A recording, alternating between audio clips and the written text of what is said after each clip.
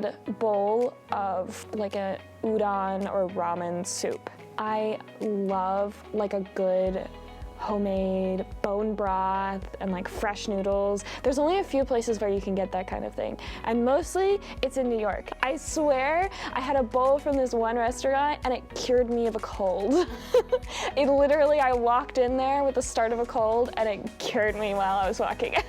So it's usually like pork bone broth that they make in-house, fresh noodles, the standard ramen noodles, and then pork chashu, which is pork belly that's like grilled, so it's a little bit crispy. They add in usually menma, which is like it's a bamboo shoot that's been like marinated. I'm not entirely sure.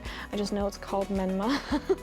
And then scallions a lot of times, corn a lot of times. Sometimes they put like carrots in it. Sometimes there's a naruto, which is a fish cake on top. It's got like, it's the classic ramen, like with a swirl. That's a pretty common topping. And then bok choy.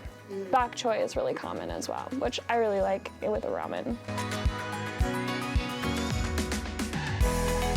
Creative writing, 100%. Writing is a huge part of my life.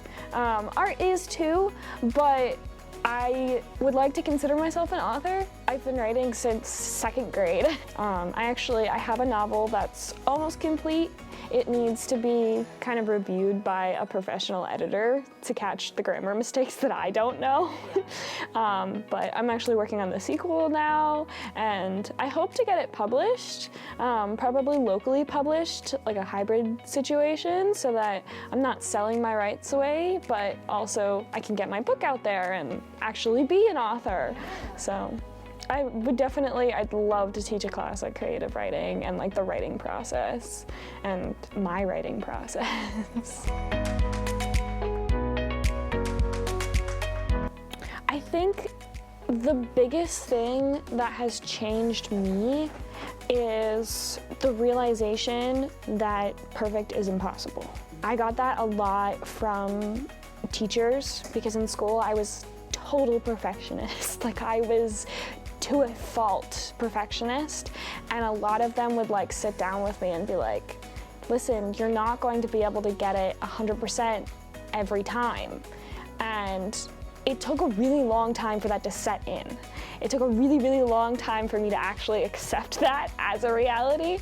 But now that I have, it feels like I know where my best is, and I know that my best is good enough. Sometimes there's still like the seed of doubt that kind of talks in the back of my head, but for the most part, it gives me so much more self-love and self-worth that I'm not going to be able to do it 100% every time, especially with chronic health issues. Like it can be very difficult to give what you gave yesterday, today. So I really think about that a lot. If I was a character from The Office, I'd be Dwight.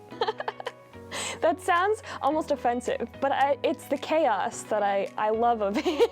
Okay. The sower of chaos. I love the show We Bare Bears.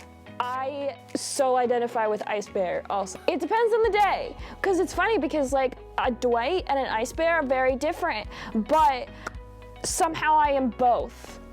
And most of the time my online identity is Ice Bear. That's a very good answer. Thank you.